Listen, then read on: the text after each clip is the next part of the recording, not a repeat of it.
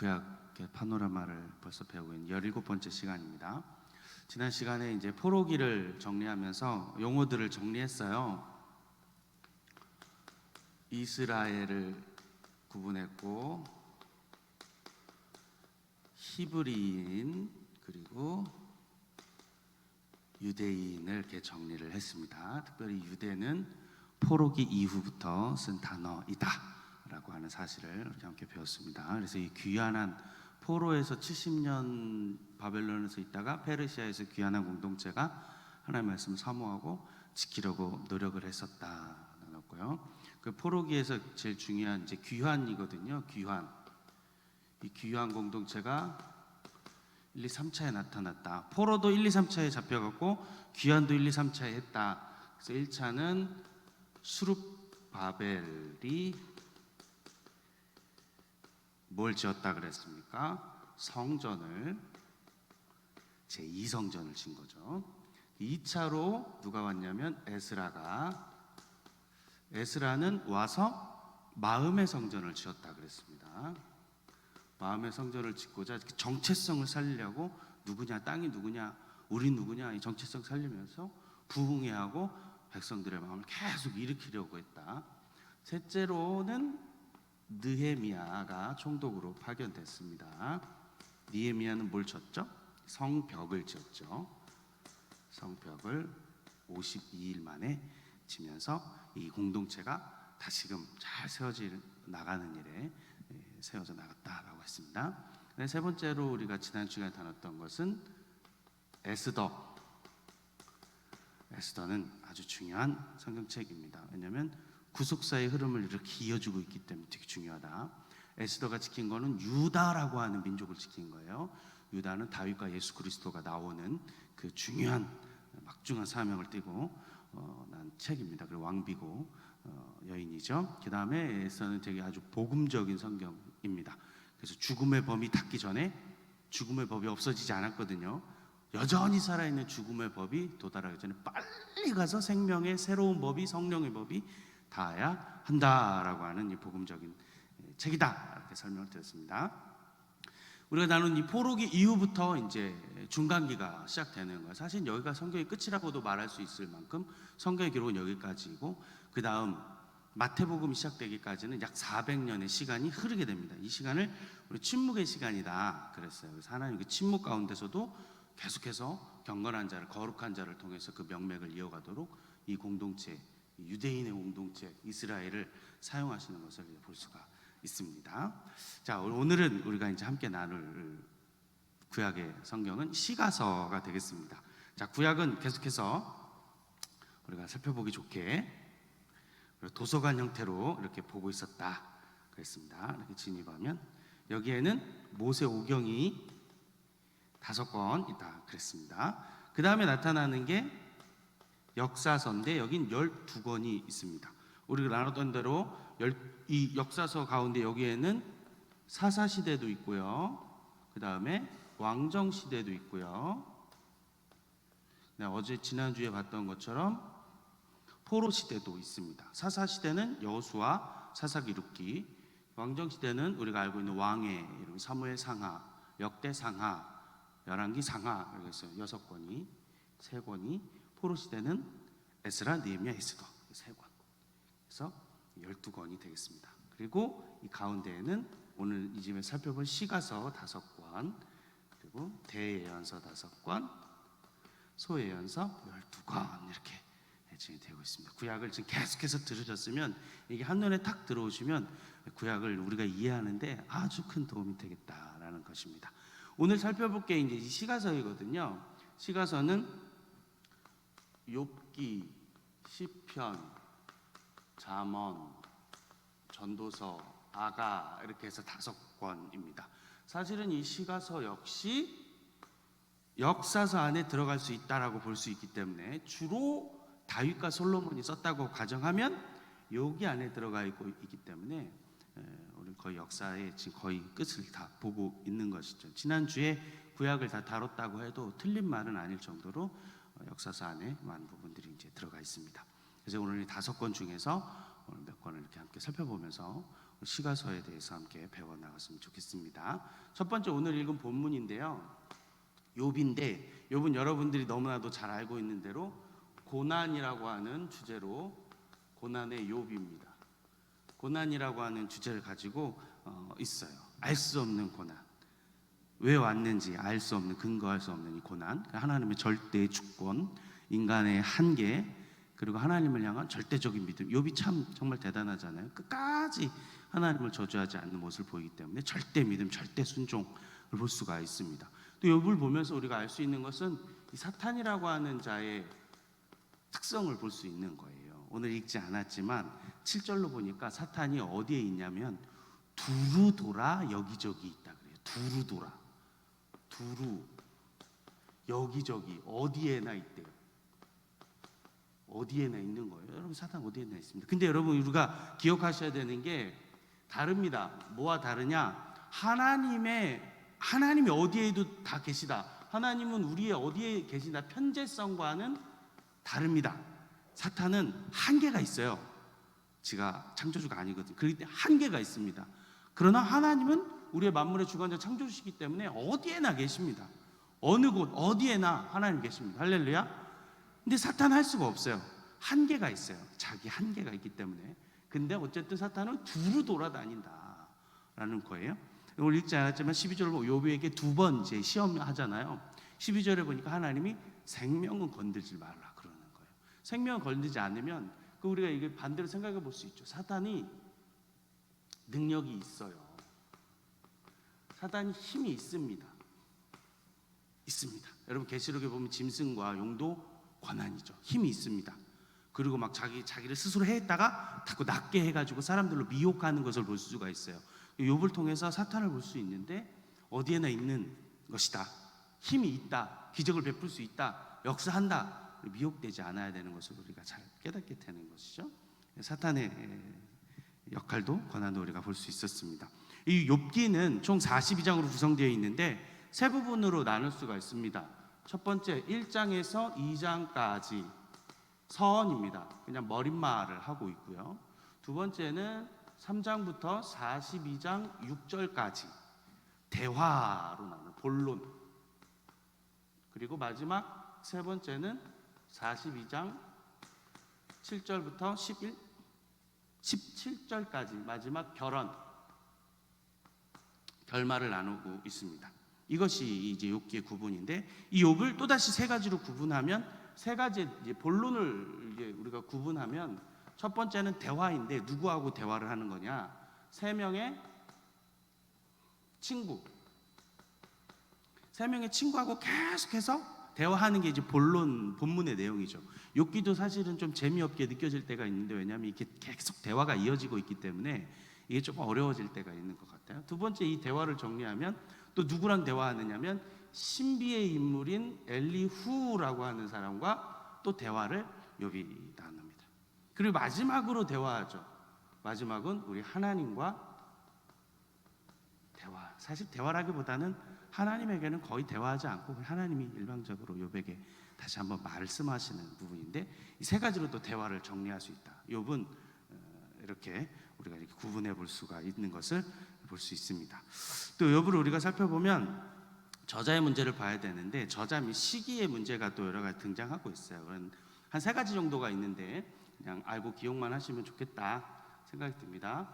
전통적으로는 욥이 저자이다, 욥이 썼다 그 주장을 하고요. 두 번째는 모세의 시대이고 모세가 썼을 수도 있겠다. 몇몇의 랍비들이 이렇게 주장을 하기도 합니다. 세 번째는 지난주에 배웠지만 포로기 이후다. 포로기 이후에 그 경향을 제가 말씀드렸잖아요. 거룩하려고 했고 말씀을 지키려고 했고 우리가 역사대로 이렇게 살았으니까 이렇게 살지 말자라고 하는 그 과정이 있었기 때문에 고난은 하나님이 그 바벨론의 그 70년의 고난이다라고 해석하고 상상하면서 포로기 이후의 저자가 썼을 수도 있겠다라고 보고 있는데, 저는 오늘 전통적으로 욥이 썼다라고 하는 가정하에서 함께 나누고자 합니다.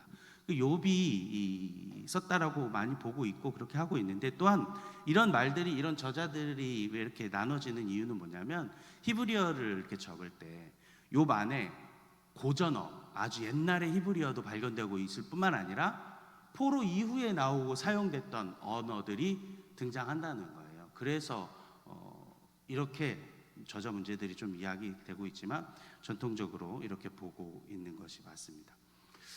욥의 그 지리적인 배경이 어디냐면, 오늘 1장 1절을 읽었지만 우스 땅 그랬거든요. 우스, 1장 1절에 우스 그랬는데 말은 좀 비슷하죠. 성경에 나온 어떤 지역하고 비슷한데, 왜 비슷하냐면 아브라함의 고향과 비슷하기 때문입니다. 아브라함이 어디서 나왔죠? 갈대아의 우르. 우스와 으르는 비슷한 곳이에요. 아주 비슷한, 유프라테스 티그리스 강이 있는 그 강, 그러니까 역사적으로는 수메르 문명이 탄생한 곳, 성경으로 말하면 니므롯이 바벨탑을 지어가지고 올렸던 곳, 그 창조 그 근처의 갈대아 땅에서 난 사람. 그래서 아브라함과 욥을 비슷한 시기로 보고 있어요. 또 왜 비슷하냐, 이따도 살펴볼 텐데, 지역적으로 비슷하다, 둘이 나온 지역이 아주 비슷하다라고 보는 것입니다. 왜 욥이 또 그리고 아브라함과 같은 시점으로 보고 있느냐면, 오늘 나오는 인물인데, 그 인물이 누구냐면 엘리후라고 하는 인물, 아까 두 번째로 살폈는데 이 엘리후라고 하는 인물로 인해서 우리가 추정을 해볼 수 있어요. 이 엘리후가 누군가? 엘리후는 세 명의 친구들하고 한참 논쟁을 하다가 대화하는 말미에 등장하거든요. 한 32장쯤에 살짝 등장해요. 그리고 나서 하나님이 갑자기 천둥과 구름 진동 가운데서 임하시는데, 엘리후가 누구냐? 말씀 한번 찾아보면 욥기 32장 2절에 보면 욥의 엘리후에 대한 근거가 있습니다. 함께 볼까요? 람 족속 부스 사람 바라겔의 아들 엘리후 그랬습니다. 누구냐면 부스 사람이래요. 부스. 또 이 부스가 누군지를 우리가 좀 찾아야 되겠죠. 이 부스는 또 어디서 등장하냐면 창세기 22장에 등장합니다. 창세기 22장에서 아브라함이 이삭의 아내가 누구죠? 리브가, 믿음의 여인, 성령의 여인, 민감한 여인 리브가를 구하려고 보낼 때에 자기 고향 친척의 땅에서 구해오는 그 족보를 싹 기록하고 있어요. 창세기 22장 20절로 21절에 보면 이렇게 기록되어져 있습니다. 우리 같이 한번 읽어볼까요? 시작. 이 일 후에 어떤 사람이 아브라함에게 알려 이르기를 밀가가 당신의 형제 나홀에게 자녀를 낳았다 하였더라. 그 맏아들은 우스요, 우스의 형제는 부스와 아람의 아버지 그무엘과, 이렇게 되는 거예요. 그러니까 나홀은 누구냐면 아브라함의 아버지 형제이거든요. 그 데라가, 아브라함의 아버지 데라가 나홀과 아브람과 하란, 이름이랑 비슷해가지고 세 명을 낳게 돼요. 그러니까 이 형제 중에서 아브라함이 이삭의 아내를 구하려고 보낼 때에 족보 이름이 있는데, 나홀이 아들들을 낳았는데 그 아들의 이름은 첫째는 우스요, 그 형제가 부스다라고 하는 거예요. 여러분, 성경의 고대 성경에서 이름은, 지명은 그 사람의 이름을 나타내는 경우가 종종 있거든요. 그러니까 우스 사람, 부스 사람이라는 말은 우스가 사는 사람의 그 지역, 부스가 사는 그 동네를 뜻하는 이런 관용어구가 성경 안에 있단 말이에요. 그럼 이 부스는 나홀의 아들인 거죠. 아브라함과 친인척 관계가 되어지는 것으로 보는 거예요. 그래서 성경의 시기와 지역을 아브라함과 비슷한 시기, 동시대로 보는, 추정하게 되어지는 근거가 되어지는 것입니다. 그렇게 이제 엘리후가 등장해요. 제가 오늘 이 시간에 여러분과 세 명의 친구들하고 같이 얘가 뭐가 잘못된지 이런 걸 다 논할 수는 없고, 성경 읽어보시면 친구들은 막 정죄하고 욥을, 그런 관계입니다. 인과응보만 자꾸 주장하고, 네가 지금 그렇게 된 게 다 죄 때문이야, 회개해만 자꾸 요구하는 친구들과 논쟁하는 건데, 엘리후가 좀 독특하고 좀 재미있는 사람인데, 왜 그러냐면 욥기를 읽다 보면 우리 여러분 깨닫게 됩니다. 그래가지고 또 어떤 학자들은 엘리후가 이제 제3의 인물인데, 엘리후가 이 천사가 아니냐 막 이렇게 막 주장하는 사람도 있습니다. 이 실존 인물이 아닐 수도 있지 않겠느냐 막 해석하는 사람들도 있어요. 왜 그러냐? 32장이 등장하는데 32장이 등장해가지고 세 명의 친구들이 잘못 말하는 것을, 욥이 의롭다라고 하는 것을 더 이상 혼내지 못하는 것을, 하나님이 이런 분이라는 것에 대해서 아무 말 하지 못하고 있는 세 명의 친구들과 욥에게 대해서 마치 일갈을 하면서 갑자기 등장하는데, 그게 그러고 나서 어떤 일이 벌어지냐면 이 엘리후에 대한 마지막 내용이 욥에 등장하지 않는다는 거예요. 왜냐하면 맨 마지막 42장에 가면 하나님이 탁 욥과 대화를 마치고 나서 너희 세 명의 친구들 잘 들어, 너네가 이렇게 잘못했으니까 너희가 직접 욥에게 가서 제사를 드리고 사과하고 화해하고 다시금 관계를 이렇게 되어지는데, 엘리후라고 하는 사람의 종적은 욥기에서 살펴볼 수가 없어요. 그냥 쑥 사라져 버려요. 쑥 없어져요. 그래서 아마 이런 상상의 나래를 펼 수 있지 않았을까라고 하는 그 추측도 해보게 되는 거예요. 그래서 엘리후, 재미난 인물 우리가 살펴보면서 욥이 아브라함 시대와 비슷하게 있었다라고 우리가 살펴볼 수 있는 거예요. 엘리후는 하나님의 의로움, 절대적인 주권, 하나님의 창조의 섭리, 그게 네가 감히 알 수 있느냐라고 욥에게 가르쳐주는 인물이라는 사실을 깨닫게 됩니다. 그 다음에 우리가 욥기에서 우리가 살펴볼 수 있는 것은, 욥이라고 하는 사람이잖아요. 엘리후라기보다는. 오늘 1절에 있는 말씀을 같이 읽었는데 우리 같이 한 번만 다시 볼까요? 함께 읽어보겠습니다. 우스 땅에 욥이라 불리는 사람이 있었는데 그 사람은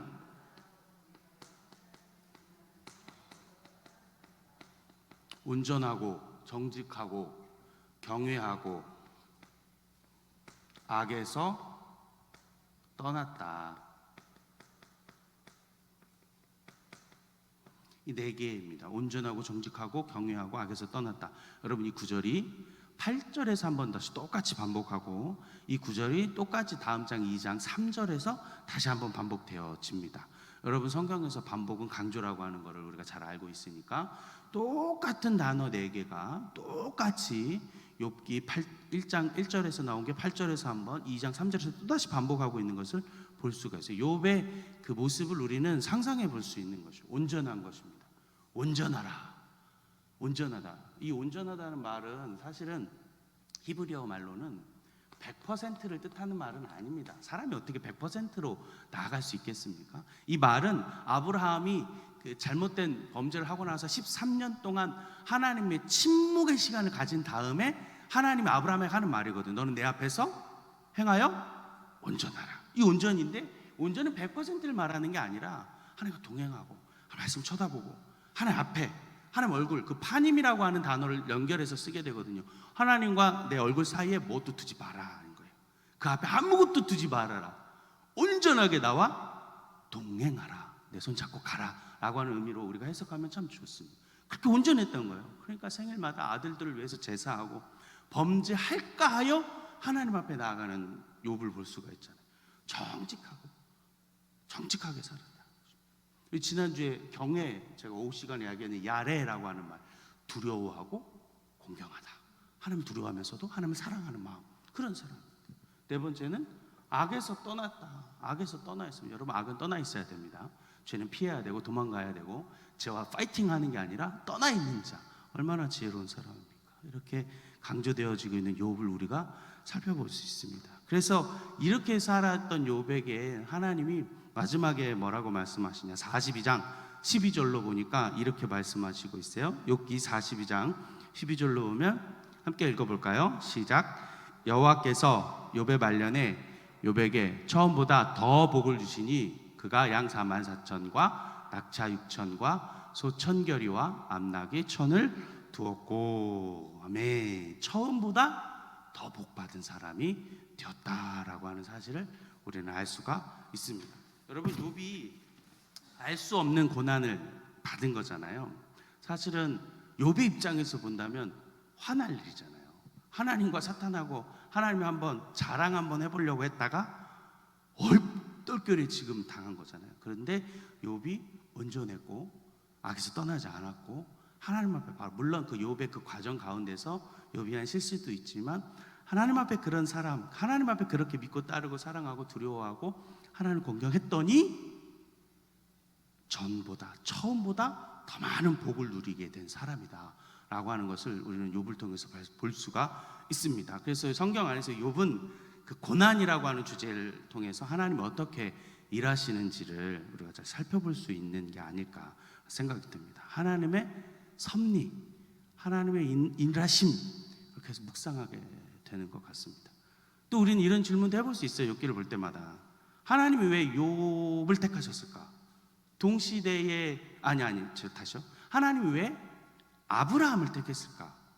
동시대에 욥 같은 사람이 있었는데, 더 의롭고 더 거룩하고 경건한 사람이 있었는데 하나님 아브라함을 왜 택하셨을까? 저 이 고민 많이 해봤거든요.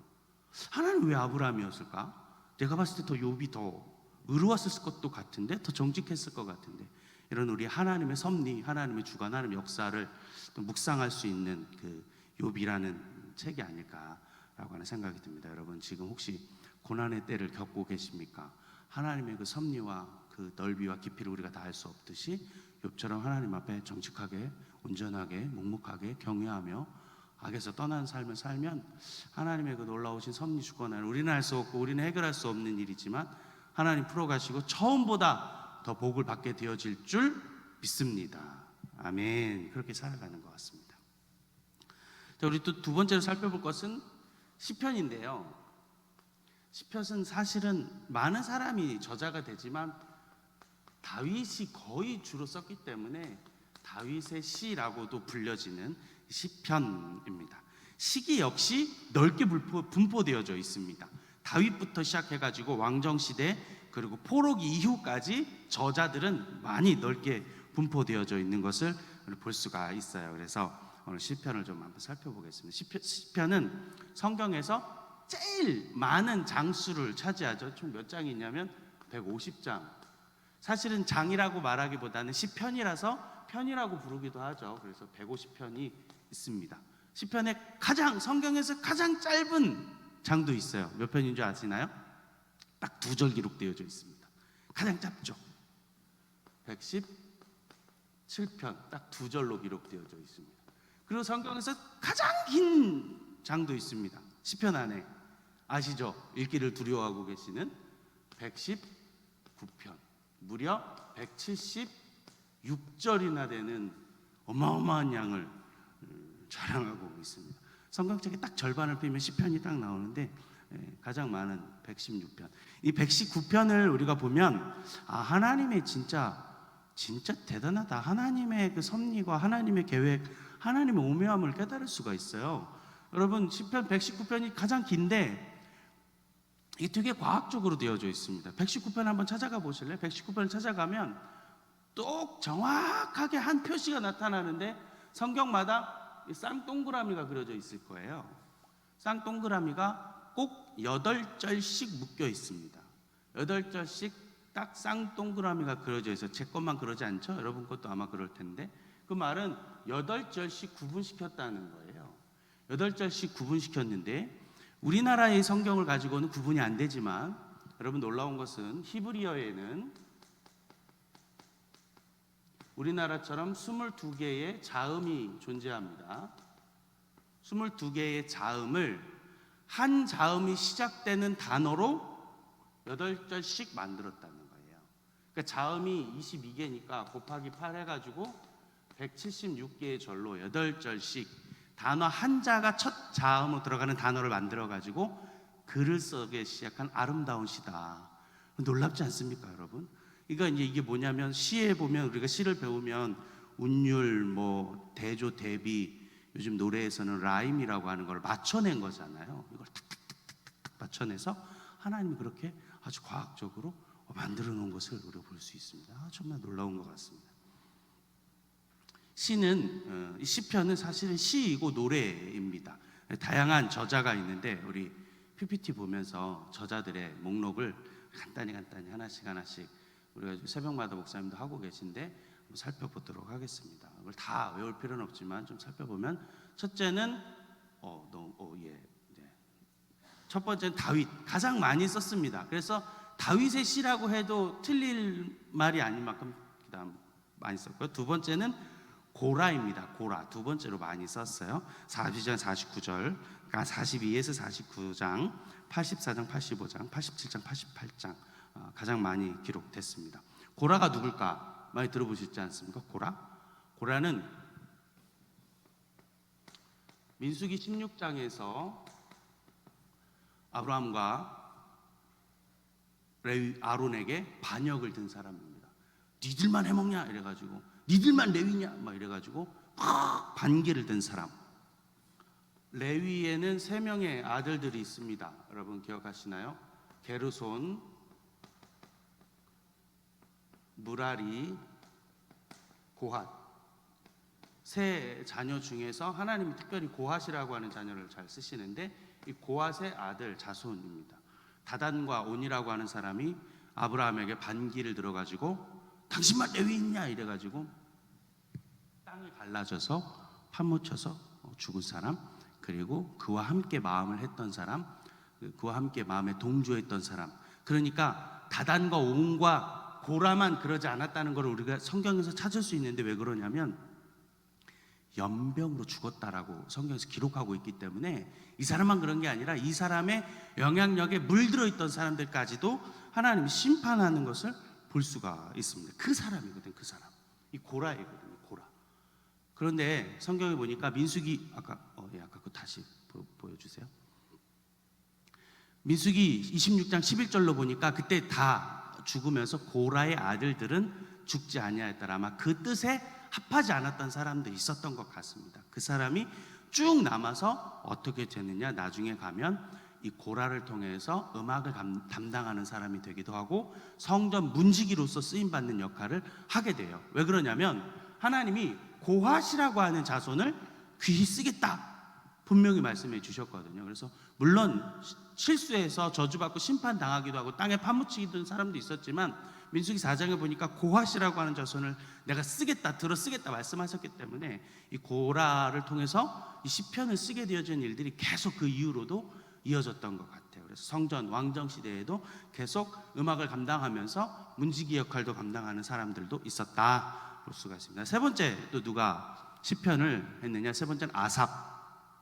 50편, 73편, 74편, 75편, 78편 아삽이라는 사람이 썼습니다. 우리가 이걸 어떻게 알 수 있냐면, 여러분 제 성경만 그러지 않을 텐데 시편의 가장 위에 표제라고 하죠. 표제에 누구의 시 누가 그렇게 썼으면 이게 다 나타나 있기 때문에 우리가 살펴볼 수 있습니다. 네 번째는 에단이라고 하는 사람 한 편을 썼는데 89편에 제가 썼습니다. 그 다음에 여두둔까지만 이야기하고 같이 얘기하겠습니다.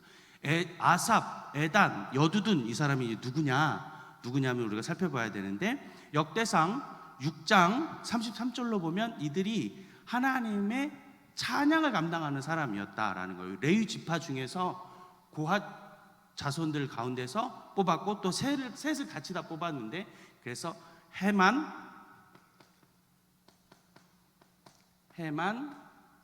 아삽, 에단, 레위의 각각 지파 3명의 지파 한 사람 한 사람씩을 세워서 헤만, 아삽, 에단이 레위 지파들로서 하나님 찬양하는 일로 썼다는 거예요. 성경에 많은 악기들이 기록되고 있잖아요. 그 악기들 가지고 이 세 사람이 삼총사처럼, 헤만이 대장이었거든요. 헤만이 대장이었고 오른편에 아삽, 왼쪽에 에단을 놓고 찬양하는 일로 섬겼던 사람들이 지금 시편의 저자로 기록되어져 있는 것을 볼 수가 있습니다. 자, 그런데 여기에 에단이라고 하는 사람은 시편의 저자로 기록되어 있지 않거든요. 그래서 제가 성경 공부하다가 고민하면서 상상의 나래를 막 폈는데, 왜냐하면 이 사람은 빠지고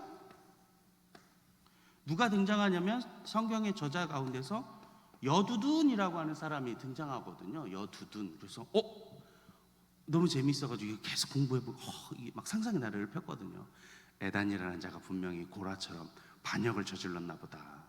루시퍼가 그랬던 것처럼 찬양하다가 교만해가지고 툭 떨어졌나 보다. 막 상상의 나래를 막 피고 있었는데, 몇 가지 설이 있긴 합니다. 그것도 있고, 이 에단이라고 하는 사람이 여두둔과 동일 인물이라는 거죠. 그래서 에단의 별명이 여두둔이라고 하는 이 두 가지 해석이 존재하긴 하는데, 저는 그랬을 수도 있겠다라고 막 상상의 나를 피기도 했는데, 두 사람이 별명이었던 것 같아요. 그래서 역대상 그 PPT 한번 열어주세요. 역대상 46절 42절에 보면 이렇게 기록되어져 있죠. 또 그들과 함께 해만과 여두둔을 세워 나팔과 재금들과 하나님을 찬송하는 악기로 소리를 크게 내게 하였고 또 여두둔의 아들에게 문을 지키게 하였더라. 왜냐 역대상에서 에단이라는 이름이 사라지기 때문에 그런 생각을 해볼 수도 있었을 것 같습니다. 그래서 39편, 62편, 72편을 여두둔의 저자라고 보고 있습니다. 그래서 이 세 사람이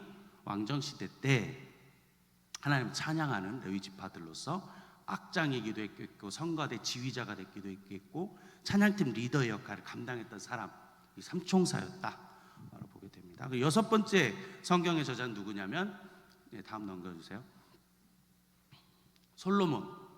솔로몬입니다. 두 편을 썼습니다. 72편, 127편을 썼고요. 그 다음에 일곱 번째는 모세가 한 편이기도 하고 그 다음 편 91편까지도 보기도 하는데 사실 조금 애매합니다. 왜냐하면 90편 모세의 시라고 정확히 적혀져 있는데 91편은 그것 없이 그냥 이어져요. 물론 문체나 분위기나 상황은 모세가 썼다라고도 봐도 되는데 안 써 있으니까 확인할 길이 없다 이렇게 보고 있어요. 그래서 일단 모세가 썼습니다. 그 다음에 이제 여덟 번째는 고아 시편이라고도 부르기도 하고 무명의 기자라고도 부르기도 합니다. 그러니까 표제가 없는 거예요.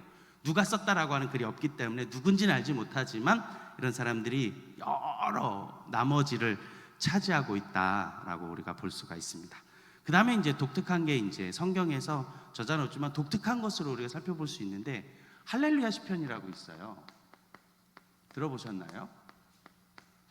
할렐루야 시편. 할렐루야로 시작해서 할렐루야로 끝을 맺는 시편 146편부터 150편까지 총 5편의 이 시편이 할렐루야 시작해서 할렐루야로 마감하고 있어요. 그래서 할렐루야 시편이라고도 부르고 있기도 합니다. 마지막 10번째는 좀 특이한 구절의 성경 시편이 있는데 136편을 우리 같이 한번 찾아볼까요?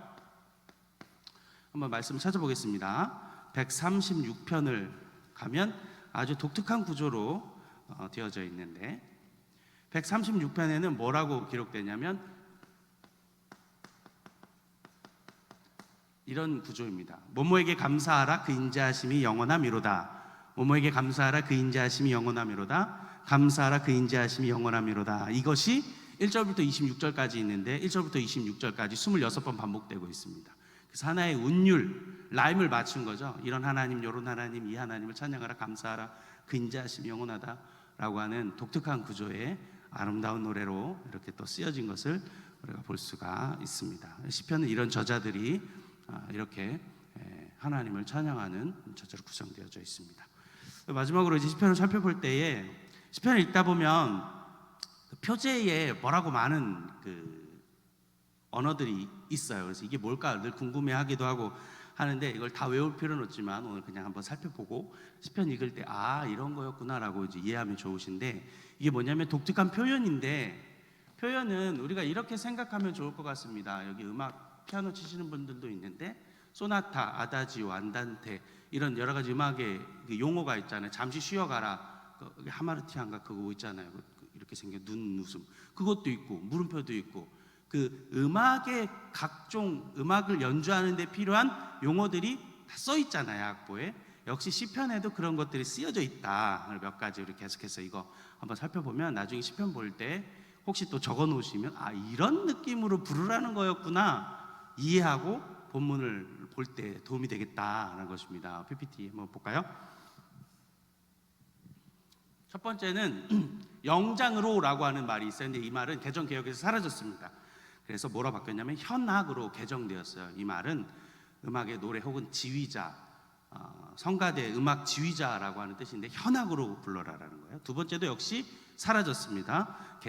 개혁에만 쓰여졌는데 스미닛 이 말은 개정개혁으로 넘어오면서 8번째 줄에 맞춘 그러니까 어떤 악기에 그 어떤 특별한 단조나 장조를 가지고 해라라고 했던 뜻이었던 것 같아요. 그래서 요즘 개정개혁은 8번째 줄에 맞춘 노래 이렇게 기록되고 있습니다. 세 번째 우리가 살펴볼 것은 시가요이라고 하는 뜻인데 시편 7편에 있습니다. 역시 이것은 시기오롯 혹은 시가연 이런 다른 복수 형태로 쓰여졌는데 정열적이고 열광적으로 불러라 라고 하는 뜻입니다. 그러니까 아주 느낌 있게 힘 있게 부르라는 이야기겠죠? 표현입니다. 네 번째는 깃딧이라고 하는 게 등장해요. 어디 나오냐? 성경책 그 표제에 이렇게 써 있어요. 색깔을 다른 색깔로 여러분 성경에도 다 쓰여져 있어요. 이 말은 총 시편 8편 외에 3번 기록되고 있는데, 이 말은 가드라고 하는 지역이에요. 가드라고 하는 지역에서 만들어졌거나 유행한 노래일 것이라고 보고 있습니다. 5번째, 발음하기도 어렵습니다. 다 같이 해볼까요? 문라벤. 문라벤. 역시나 발음도 어렵고 뜻이 잘 확실치는 않습니다. 그래서 이 뜻은 누구누구 아들의 죽음, 장송곡과 같은 느낌으로 그런 곡조다라고 볼 수 있어요. 자, 6번째, 시편 16편에 쓰였습니다. 믹담. 총 16번 정도 시편에 기록되어져 있는데 속죄의 시입니다. 아니면 주옥 같은 시. 특별히 믹담이라고 하는 것은 허밍으로 부르는 노래라고 하는 뜻을 가지고 있기도 해요. 그래서 우리가 어떤 곡에 허밍을 하기도 하잖아요. 그렇습니다. 자, 7번째, 역시 발음하기 어렵습니다. 야엘렛 사할이라고 하는 시편 22편에 한번 쓰였는데, 새벽의 암사슴 혹은 성경에 친절하게 미주가 되어져 있는데 사슴이라는 곡조로라고 되어져 있어요. 특별히 어떤 한 악기를 지칭하는 것 같은데 그런 느낌, 그런 곡조로 노래를 불러라라는 것 같습니다. 8번째, 마스길. 마스길이라는 말은 교훈이라고 하는 뜻입니다. 그래서 누구의 마스길, 표제로 자주 기록됩니다. 12번이나 기록되어져 있어요. 이 말은 교훈입니다. 다윗의 교훈, 고라의 교훈 뭐 이런 겁니다. 그 다음에 여두둔 등장했죠. 3번 기록되는데 찬양하라라고 하는 뜻을 가지고 있어요. 그래서 아까 얘기했던 이 삼총사, 찬양을 감당했던 사람들이 노래를 불렀을 것으로 봅니다. 그 다음에 10번째는 소산님이라고 하는 말이에요. 혹은 다른 곳에서는 수산애돛, 소산님, 애돛 이렇게도 등장해요. 이거는 이제 다 비슷한 뜻인데 백합화 곡조 혹은 증거의 백합과 언약의 백합화라는 거예요. 그거의 악기이거나 그런 형태로 노래를 불렀다라는 거 우리 기억해 두면 좋겠다라는 것입니다. 시편 46편에 있는 알라못, 이건 좀 특이한 표현이고 우리가 잘 알아들을 수 있을 표현 같아요. 알라못이라고 하는 것은 소프라노로, 높은 음으로 부르라는 거예요. 그래서 아마 소프라노의 그 곡이었던 것 같아요. 여자들이 부르는 곡. 원래 뜻은 처녀라고 하는 뜻인데 높은 음으로 소프라노로 불러라, 소프라노로 발음해라, 불러라 이런 뜻인 것 같아요. 그 다음에 12번째는 마할랏 혹은 마할랏 르안롯이라고 하는 용어인데 이것은 이제 질병의 노래, 고통의 노래, 그런 아주 아픈 분들을 위한 그런 노래였던 것 같습니다. 13번째, 시편 56편에 기록되어 있는데 요낫 엘렘 르호김, 역시 또 발음하기도 어려운데 비둘기의 곡조라는 뜻으로 사용됐습니다. 자, 그리고 마지막으로 14번째, 알다스헷, 4번 기록됩니다. 시편 57편 외에 4번 기록되어져 있는데 이 말은 멸망시키지 마소서라고 하는 뜻으로 쓰여졌던 이런 시편의 용어들을 우리가 살폈습니다. 이런 용어들이 표제에 기록되어져 있습니다. 그래서 이런 것들은 주로 악기 혹은 노래, 어떤 노래를 어떻게 해라라고 하는 지시적인 의미가 있기 때문에 우리가 이걸 다 외우거나 공부할 필요는 없지만 이런 뜻이다.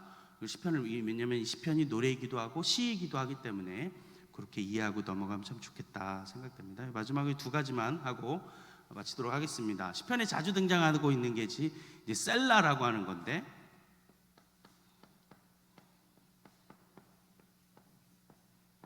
셀라가 아주 많이 등장하죠. 가로치고 등장하고 있기 때문에 이걸 읽어 말고 읽어야 되나 말아야 되나 우리가 헷갈리는 그런 것이잖아요. 역시나 이게 음악 용어로 우리가 보고 있어요. 그래서 첫 번째는 막간이다, 반주하는 막간이다. 2번째는 쉼표다, 잠깐 쉬어가라라는 거죠. 3번째는 이게 어떤 지시하는, 그러니까 반주자에게, 악장이 그 악기를 하고 있는 사람에게 지시하는 그 신호다라고도 보기에도, 4번째는 이 셀라라고 하는 말의 의미가 올려다라고 하는 거거든요. 올리다. 그렇기 때문에 저 셀라는 전조하는 거예요. 음을 높이는 거죠. 키를 높이는 거예요. F키에서 G키로 올라가고 G키에서 A키로 올라가는 것으로 쓰였을 거다라고 이렇게 셀라를 그런 의미로 이제 보고 있습니다. 그 다음에 이제 마지막 하나는 뭐냐면 히카연이라는 건데 딱 한 번 쓰였습니다. 히카연, 셀라와 같이 쓰였어요. 그래서 아마 셀라하고 비슷한 뜻일 거다라고 우리가 상상하는 거죠. 시편 9편 16절에 보면 히카연 셀라 가로쳐 있어요. 그래서 히카연은 비슷할 것 같은데 히카연의 원래 뜻은 조용하고 엄숙하게라고 하는 뜻이에요. 그러니까 쉬어가고 있는 그 지점을 말하는 게 아닐까. 이게 만약 전조를 하는 거였다면 히카연은 쉬었다가 전조해라, 네 박자 더 넣어, 이런 거죠. 그리고 바로 전조하는 거예요. 이런 의미로 우리가 이해할 수 있을 것 같습니다. 그 다음에 많이 마지막에 등장하는 건 할렐루야죠. 여러분 너무 잘 아시는 할렐루야. 할렐루야 뜻은 뭐죠? 여호와 하나님을 찬양하라, 하나님 찬양하라고 하는 용어로 계속해서 쓰여져 있습니다. 여러분 시편은 하나님을 찬양하는 시입니다. 하나님 계속 높이고 하나님 올려드리는 시입니다. 우리 이사야가 고백했죠. 42장에서 내 영광을, 내 찬양을 다른 자에게 우상에게 주지 않는다. 계속해서 이사야가 고백하죠. 43장에서 이 백성은 내가 나를 위해 지었나니 나를 찬송하게 하려 합니다. 하나님 계속해서 찬양하고 하나님 높이 올려드리고, 우리가 이렇게 했지만 회개하면서 하나님 찬양하고, 내 잘못을 엎드리면서 찬양하고, 우리가 그렇게 살았으니까 이렇게 살지 말자 하면서 이렇게 살아가고, 예배를 들어가면서 예배 입장하면서 찬양하고, 예배 중에서 찬양하고, 하나님 임재를 찬양하고 찬양하는 시입니다. 그래서 매일의 삶 속에서 우리 시편이 기록된 것처럼 하나님을 찬양하고 감사하고, 우리 하나님 한 분만을 예배하고, 하나님 임재 앞에서 두려워하고 그 임재를 경배하고 나아가는 우리 모두가 되기를 소망합니다.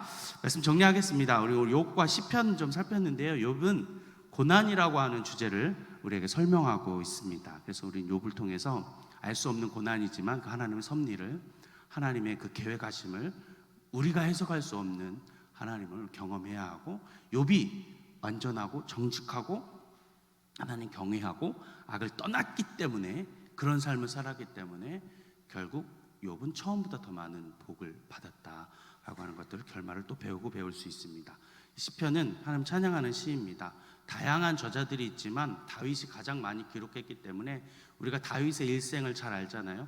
다윗의 일대기를 통해서 죄 가운데 있을 때, 밧세바랑 범죄했을 때, 인구조사하다가 눈물을 흘릴 때, 그때마다 우리의 전능자, 주관자, 창조주 우리 하나님을 향해서 찬양하고 있습니다. 우리 피조물 때 누리는 우리 전능자, 우리 하나님을 찬양함이 마땅한 줄로 믿습니다. 그래서 할렐루야, 우리 여호와 하나님만을 찬양하는 우리 모두가 다 되시기를 주의 이름으로 간절히 축복합니다. 기도하겠습니다.